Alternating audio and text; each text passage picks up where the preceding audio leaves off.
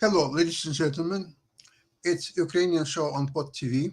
My name is Sasha Star, and today's guests are Dr. Jonathan Lockwood. Welcome to the show. Yeah, Great happy to have you. Independence Day. Yeah, happy 247th anniversary for the U.S. Wow, we're growing. Canada is much younger. And we have Ivan Kucherenko from Kyiv, Ukraine. Welcome to the show, Ivan.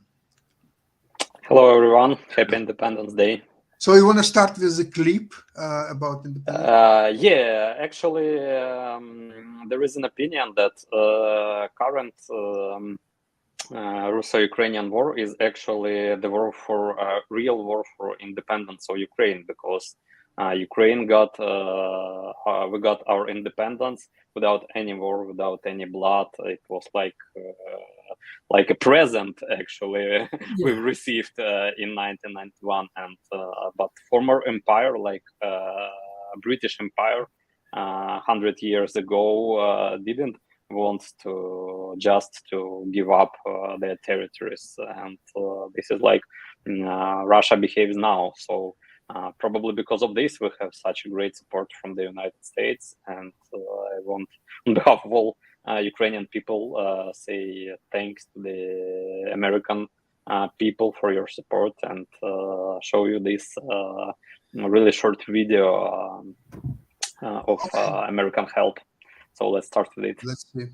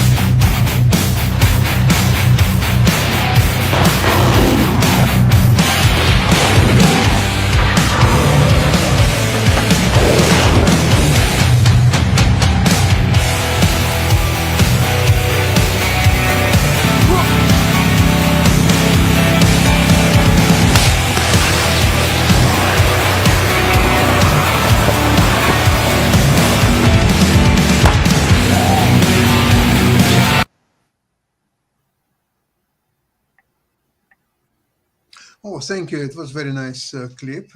Indeed, America helps Ukraine every which way, except ATACMS and F-16s. But Not yet. I think it's coming. I think. Oh, You're like, be patient. Be patient. patience. Yeah, exactly. So at the beginning, what there were just stingers and javelins. Okay, that's it. That's it. Nothing else. But then happened Bucha, then HIMARS started to come. Then started European, then troll kind of atrocities in other places, and then started to discuss tanks.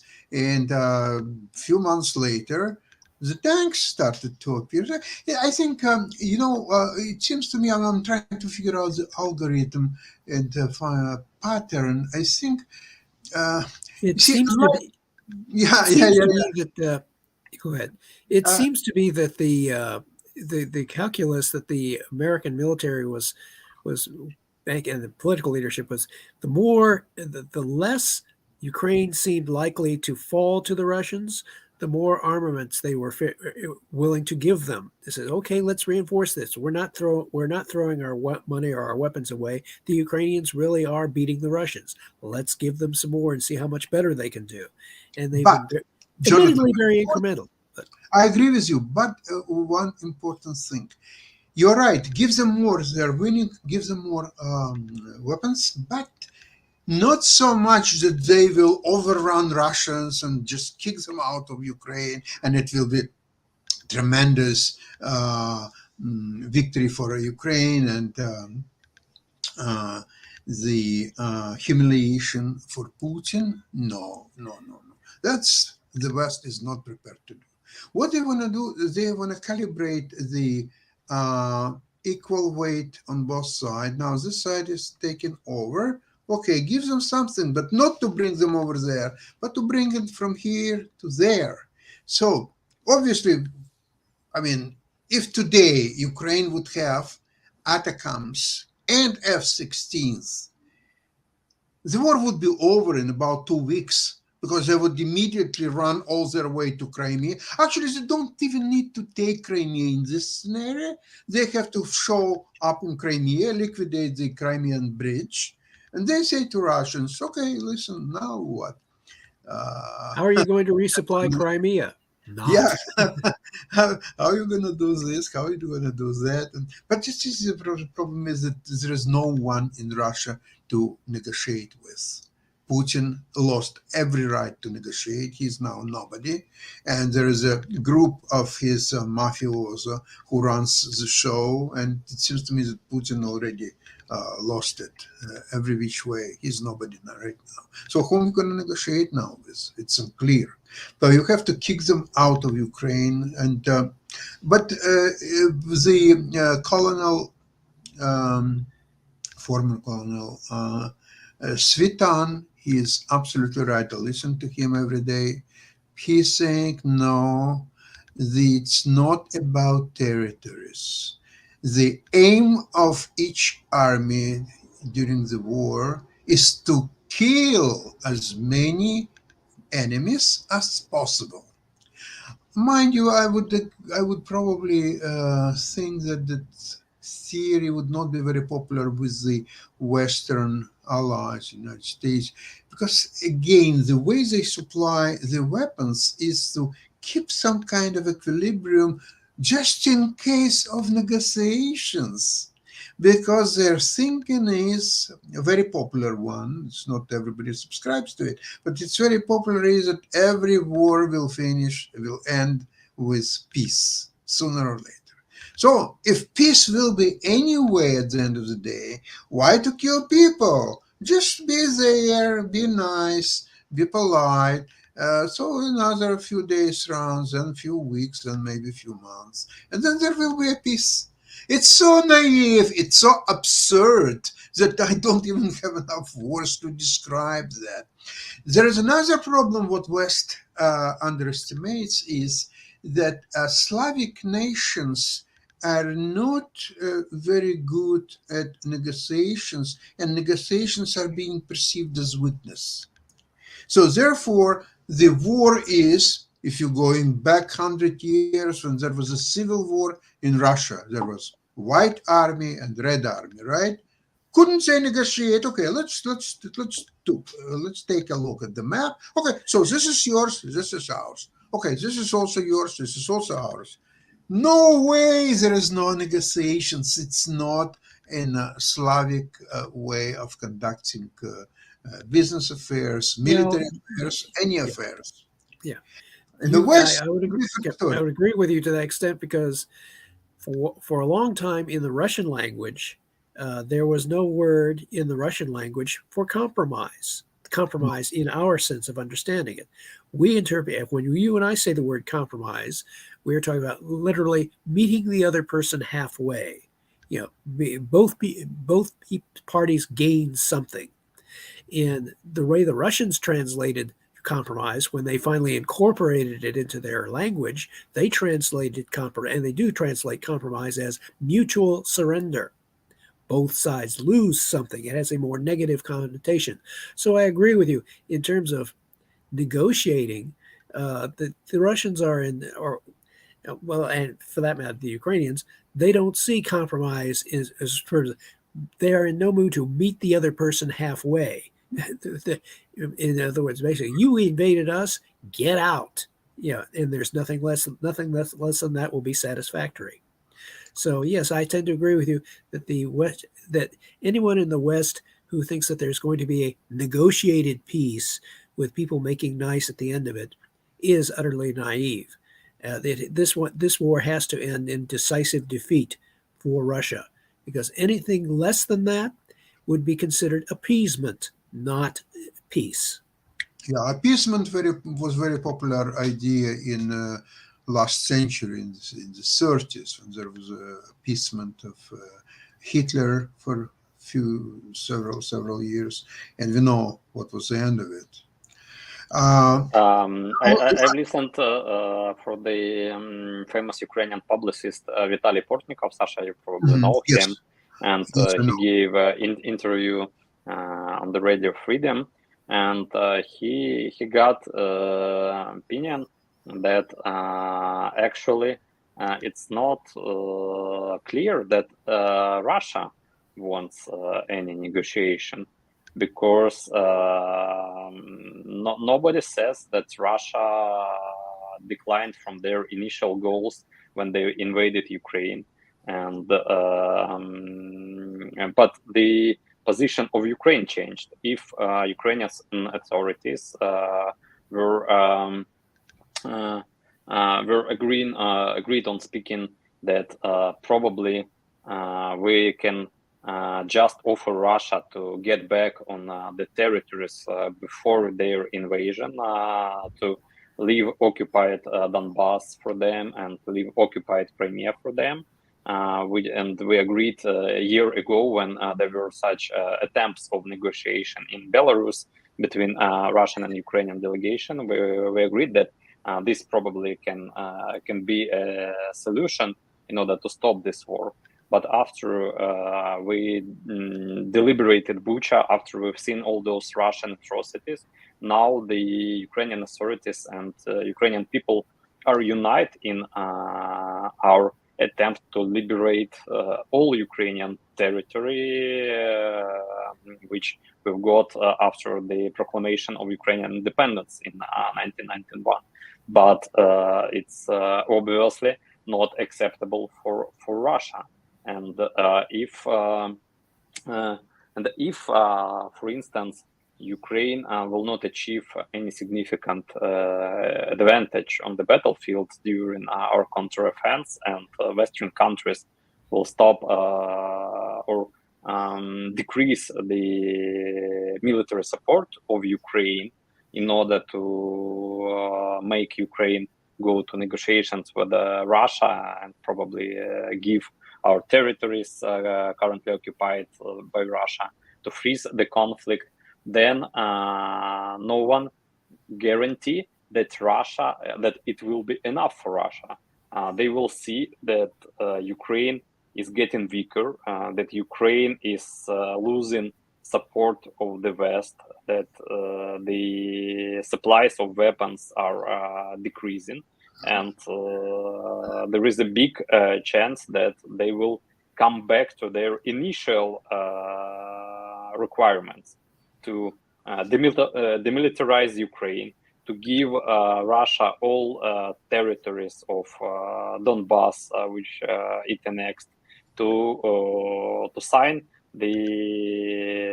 to cancel the attempt of Ukraine to join the European Union, to join the NATO, probably to block NATO expanding on the east, etc., and all those paranoid requirements which Putin and his minions has.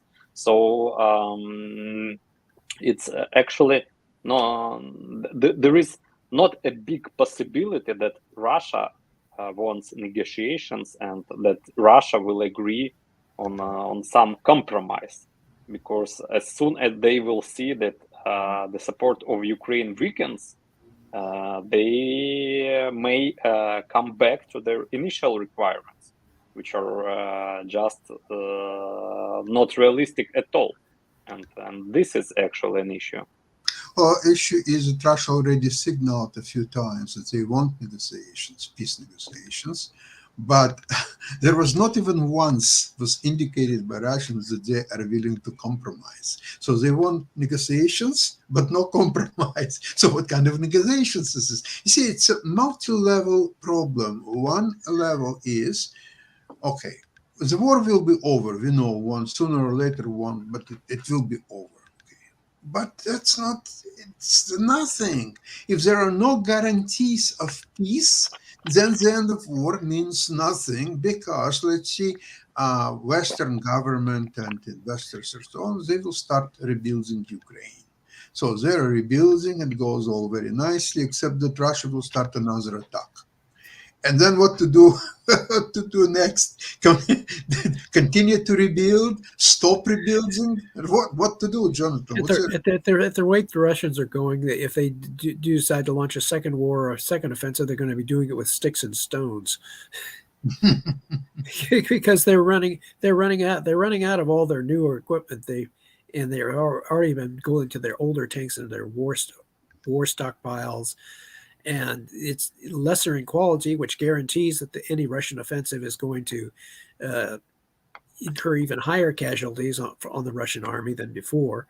So it's not clear that they're going to gain anything from it, but because compromise or negotiation is so difficult. And as a matter of fact, on the economic side, this explains why it is so difficult to negotiate contracts with Russians, because they have no concept of a contract, a mutually binding legal agreement.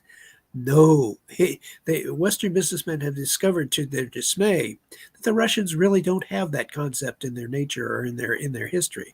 So that's why there was so much frustration at Western attempts to invest in Russia, because the Russians simply saw that as an opportunity to take. You see, what makes both sides to abide by the contracts is the fear of penalties in case one side will not obey the contract. Who signs contracts in Russia? It's either government or government structures, government-controlled businesses, or so on. In Russia, they don't have a fear of repercussions if they will not obey the contracts, because who can punish the government or government-sponsored business or so on? So that's why Russia, they don't care about their obligations under the contract, because they know that there will be no repercussions. There is no way to punish a guilty side. That's why to sign any contract, any agreement with Russian business, government, individuals, or so on, it's absolutely, you're signing a paper which alone, the paper with its ink, is worth more than the terms of the contract. Sorry to say that. So right now, the situation is that, of course, there is a movement to bring Zelensky to the negotiating table. And in my opinion, it's a complete waste of time, resources. Zelensky can't afford it, especially that he knows that public opinion is to fight until all Ukrainian territory will be freed. You see, it was very different even in 2014 when the Crimea was annexed and there was Donbass and Luhansk skirmishes, and at that time, I was not clear really why would this people fight for what, and then I started to learn more and more and more who are these people in Luhansk.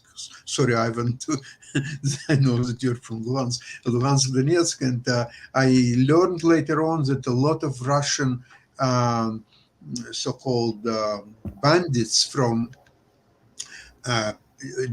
Pridnestrovskaya Republic, it's near Moldova, from that region, a lot of them came to Luhansk Donetsk regions to start all the uprisings and war-like, and then and also Wagner Group was there, and at that time it was not so well known and yes, not so popular, but actually there were some so-called private companies, but Russia takes some objects, some issues from the Western Western world, like private military companies, and called them so-called private companies, but they are totally government funded. And Absolutely. actually, Well, I think that everyone have seen this lie of Russian Foreign Minister Lavrov when he said that Wagner Group is a completely private company. It's funded by private persons, and I think it has Lavrov has no. to start listening to Putin.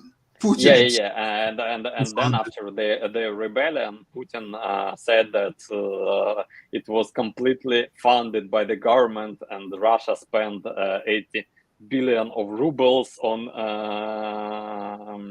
Wagner Group, and so he just broadcasted that Lavrov is a liar. I actually have a very strange feeling. You probably read George Orwell's 1984, and you remember that there was a so-called Ministry of Truth, Yes. and their task was to actually rewrite the history when their government made some statements which were not which didn't happen afterwards.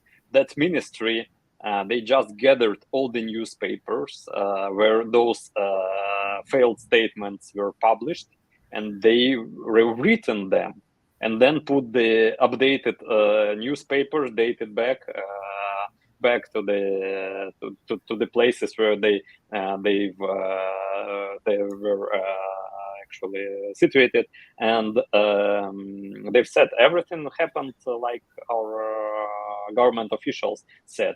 So I have such feeling that and probably the KGB had the same practice during the Soviet Union times, because there was no internet, there was no even video recorders. They could say anything on the TV, and after that say that they didn't say it at all, or they could just rewrite all the newspapers, because KGB during Soviet Union had the total control on media. So probably Orwell took those idea from the KGB and from the Soviet Union. And what Russia currently is doing, they are doing the same, but they just can't understand that now all their statements are written on the video files, as video files on the internet, on YouTube. There is a Wayback Machine. Even if they update some news article on the website, it can be the previous version can be easily restored, and but they're behaving like they have total control on people's minds and memories, like in Men in Black. They have those device to clear memories, but they actually don't have it. So it's just ridiculous, I think. Oh, I'd like to mention that KGB, which is a predecessor of FSB, it had a great control during the Soviet Union times. However, the KGB was a auxiliary organization and serving interests of a great Communist Party, its Politburo, and so on. Today, there is a FSB, it's coming, evolving from KGB, but there is no one to serve just itself, because today KGB is a Communist Party and Politburo and every structure that was existed at the Soviet Union. It's today FSB is everything. So in fact, that makes me to think now, John can correct me if I'm wrong, that the Soviet Union was much more democratic organization than today's Russia in a way. And much more effective, actually, because actually during the Cold War, the Soviet Union could be described as a counterintelligence state. You know, Yes. The entire state was itself a counterintelligence apparatus designed to protect and preserve itself. So, yeah, I would agree with you on that. And actually, Russia doesn't have any their own modern weapons. All weapons they're using now was actually developed during the Soviet Union times. And Ukraine played a big role in the development. Yeah, Ukraine played a very big role in this because in Ukraine were situated a great part of military factories, of military institutes, and Ukrainians were amongst the most talented scientists and constructors. I think probably nobody of our audience knows, but Sergei Korolev, who constructed the first Soviet rocket, which delivered the first man to space, Yuri Gagarin. So Sergei Korolev was Ukrainian. He was born in Zhytomyr, and it's a small town near Kiev. Mm-hmm. So that's actually it was one of the reasons why Russia had wanted to get Ukraine back to their empire, to their orbit, because they would acquire very skillful workforce, especially skillful in all military build-up and factories. And not only workforce, but a lot of military factories, military industry.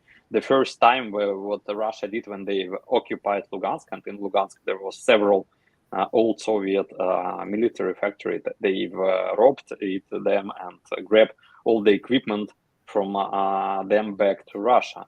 And they did the same in Donetsk and in other occupied territories. But Ukraine actually is advancing on the battlefield. And if just to recall the events of this almost 1.5 year war, we've seen a lot of great Ukrainian victories. Both on earth, in air, in sea, and we've seen very few victories of Russia and all their achievements, like occupying of Kiev Oblast, occupying Kherson, and occupying part of Kharkiv Oblast. They already lost those achievements. They've got a really nice video for today. It's about Ukrainian Navy. We had an anniversary of Ukrainian Navy a couple of days ago, so we can watch it and just recall how Ukrainian Navy sunk the Moskva cruiser and other our Navy achievements. So excellent. Let's see. Watch it now.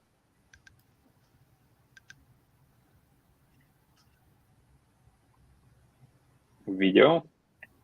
Estimation of the sailors themselves, at the onset of the full-scale invasion, the Russian Navy was 12 times stronger than its Ukrainian counterpart. Nevertheless, the Ukrainian Navy achieved remarkable successes, sinking the Moskva, liberating the strategic Snake Island, and targeting Russian bases and airfields in occupied Crimea.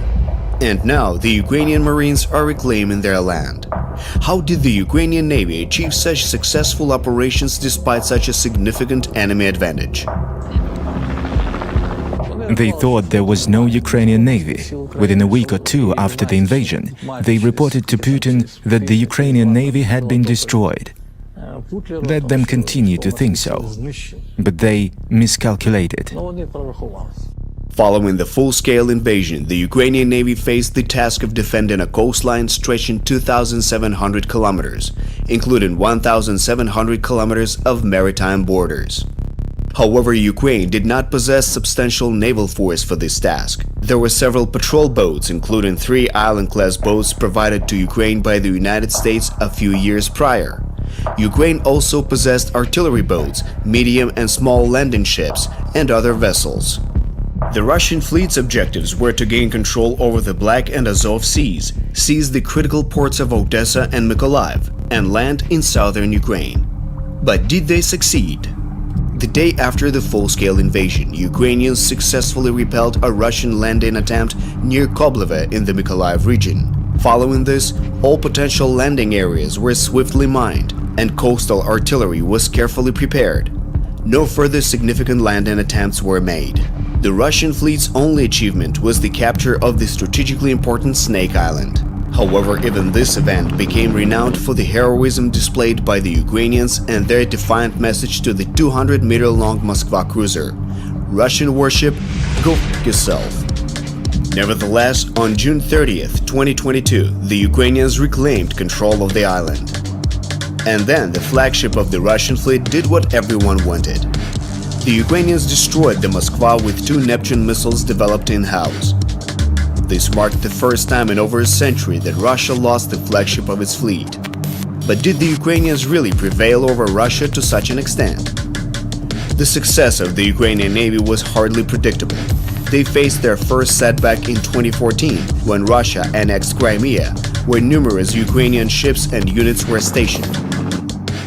In contrast, the Black Sea Fleet was the most powerful in Russia. It comprised 6 submarines, 6 large surface ships, including a missile cruiser, 36 other vessels, including landing ships, as well as service crafts, aircraft, and marines. The Neptune strike on the Moskva and the delivery of American Harpoon anti-ship missiles forced Russian ships to keep their distance from the Ukrainian coast.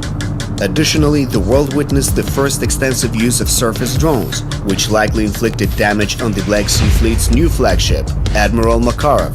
This attack on a heavily defended military base in Sevastopol demonstrated that Russian ships cannot feel secure even within harbors. According to the Ukrainian General Staff, a total of 18 enemy ships and boats were destroyed. Consequently, Russia's once mighty fleet is now primarily focused on blocking trade in the Black Sea and launching daily missile attacks on peaceful Ukrainian cities from the sea. The significance of the Navy extends beyond the sea.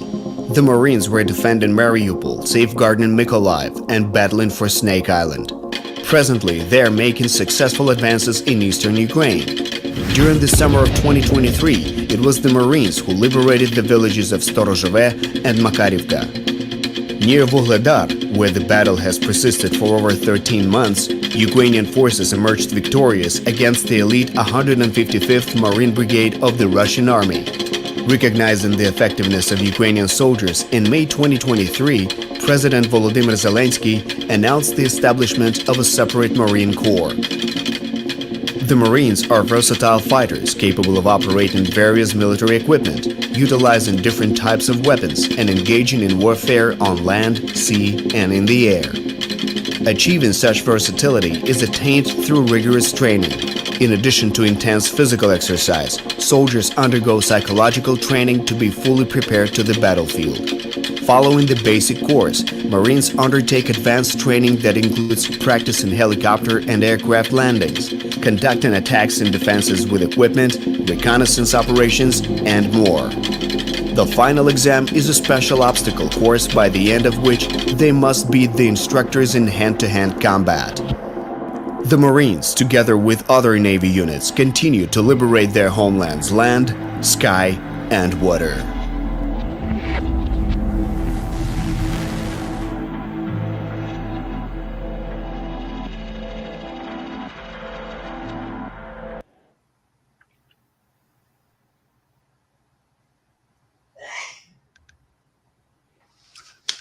Bravo, bravo.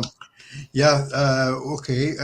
With that, we will finish today's program. It's very uplifting video. Thank you so much.